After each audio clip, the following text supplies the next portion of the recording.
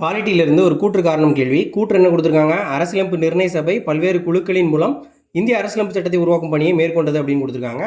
இங்கே புத்தகத்தில் கொடுத்துருக்காங்க பாருங்கள். அரசியல் நிர்ணய சபை பல்வேறு குழுக்களின் மூலம் இந்திய அரசியலமைப்பு சட்டத்தை உருவாக்கும் பணியை மேற்கொண்டது. அப்போ கூற்று சரியாக தான் கொடுத்துருக்காங்க. காரணம் என்ன சொல்லியிருக்காங்க? இந்திய அரசியலமைப்பு சட்ட வரைவு குழுவுடைய தலைவராக டாக்டர் ராஜேந்திர பிரசாத் தலைமையின் கீழ் இந்திய அரசியலமைப்பு சட்டம் உருவாக்கப்பட்டது அப்படின்னு கொடுத்துருக்காங்க. சட்ட வரைவு குழு அப்படிங்கிறதுக்கு தலைவராக யார் இருந்தார்னா டாக்டர் B.R. அம்பேத்கர். அவருடைய தலைமையில் தான் இந்திய அரசியலமைப்பு சட்டம் அப்படிங்கிறது உருவாக்கப்பட்டது. ஆனால் இங்கே தவறாக என்ன கொடுத்துருக்காங்க அப்படின்னா ராஜேந்திர பிரசாத் அப்படின்னு கொடுத்துருக்காங்க. அப்போ இது தவறான ஸ்டேட்மெண்ட். கூற்று சரி, ஆனால் காரணம் தவறு. ஆப்ஷன் சி தான் விடை. ஏன்னா நிறைய குழுக்கள் உருவாக்கியிருப்பாங்க.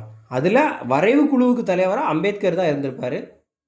இது எங்கே இருக்குன்னா குடிமையலில் ஃபஸ்ட்டு பாடம் இந்திய அரசியலமைப்பு அப்படிங்கிற பாடம் 10ஆம் வகுப்பு சமூக அறிவியலில்.